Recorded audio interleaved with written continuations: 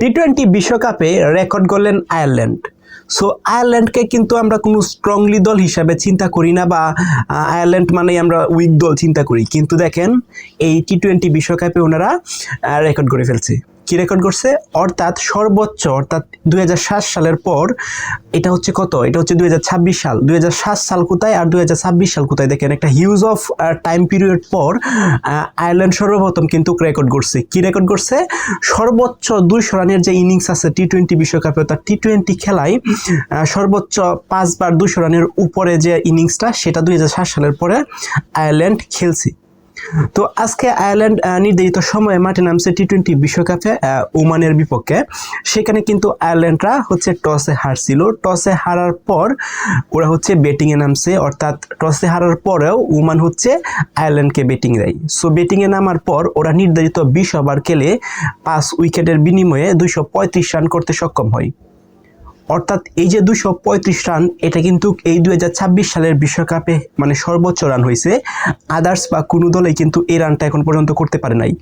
Even শুধুমাত্র এই 2026 সালে নয়, 2007 সালের ভিতরে, অর্থাৎ 2007 সালের পর এই প্রথম আয়ারল্যান্ড এই রানটা সংগ্রহ করছে। অর্থাৎ 20 ওভারে টি-20 বিশ্বকাপে খেলায় 235 রান যে সংগ্রহ করছে 5 উইকেটে, সেটা হচ্ছে 2007 সালের পর আর কেউই করতে পারে নাই। তো চিন্তা করে দেখেন যে আয়ারল্যান্ডকে আমরা দুর্বল ভাবলে কিন্তু কোনোভাবেই চলবে না।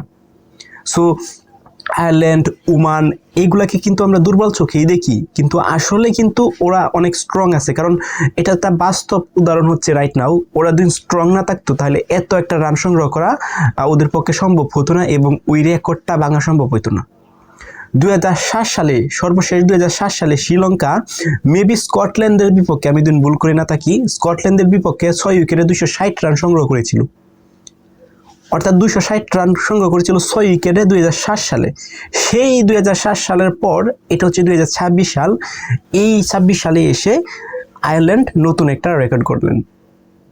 সো এই বিশ্বকাপে যেন এই যে 5 উইকেটে আয়ারল্যান্ড সংগ্রহ করছে 235 রান। সো এই যে 235 রান সংগ্রহ করছে, এই বিশ্বকাপে কিন্তু কেউ এখন পর্যন্ত মানে করতে পারে নাই। এখন এই যে 235 রান আছে, এই 235 রান আসলে কি কেউ ভাঙতে পারবে কিনা সেটাও আমার সন্দেহ আছে। কারণ ম্যাচ তো এখন পর্যন্ত হিউজ ম্যাচ আছে, এখনো কিন্তু গ্রুপ পর্বে যে ম্যাচগুলো আছে সেগুলো কিন্তু এখন পর্যন্ত শেষ হয় নাই।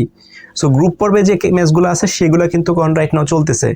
এই ম্যাচগুলোর মধ্যে আয়ারল্যান্ড রেকর্ড তৈরি করছে। এখন স্ট্রং দল যেগুলা, স্ট্রং বলতে যারা বিশ্বকাপে অংশগ্রহণ করতেছে বা বিশ্বকাপ খেলতেছে, সবাই কিন্তু স্ট্রং দল, সবাই কিন্তু কোয়ালিফাই হইয়া তারপর কিন্তু বিশ্বকাপে অংশগ্রহণ করতে আসছে।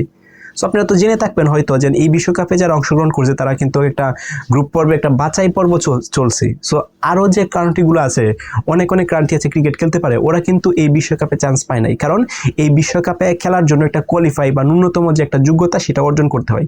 ইভেন যারা এইখানে অংশগ্রহণ করছে সবারই একটা কোয়ালিফাই আছে। এখন এদের মধ্যেও যদি আমরা একটু চিন্তা করি দেখি, তাহলে আমরা বলতে পারি Pakistan, Australia, England, Bharat. So এই যে দলগুলো আছে, এরা কিন্তু কম্পারেটিভলি অনেক স্ট্রং দল ক্রিকেটের মধ্যে। সো ওরা কিন্তু ওই ধরনের কান্ট্রি, ওরা ওই যে স্ট্রং দলগুলা, ওরাও কিন্তু 235 রান কিন্তু টপ করে যাইতে পারে না। ইভেন 200 রান টপ করে যাইতে পারে না এখন পর্যন্ত। তো সামনে কি হয় সেটা তো আমরা জানি না, বাট আমরা তো ভবিষ্যৎ প্রেডিক্ট করতে পারি না। বাট এই যে 235 রান আয়ারল্যান্ড করছে, সেটা হয়তো ভেঙে দিতে পারে স্ট্রং যে দলগুলো আছে। স্ট্রং বলতে আমি কেন বারবার স্ট্রং বলতেছি, কারণ হচ্ছে সবাই তো স্ট্রং, বাট আমরা ক্রিকেট যারা রাজত্ব করতেছে এবং প্রিভিয়াস সালে যারা রেকর্ড আছে, রেকর্ডের উপরে ভিত্তি করে আমি বলতেছি যে স্ট্রং দলগুলো আছে সেই দলগুলা কি করে। সো এখন শুধুমাত্র সময়ের দাবি, আমরা অপেক্ষা করে দেখি আয়ারল্যান্ডের এই যে রেকর্ডটা গড়ছে 235 রান, এই রেকর্ডটা কি ভাঙতে পারে কিনা।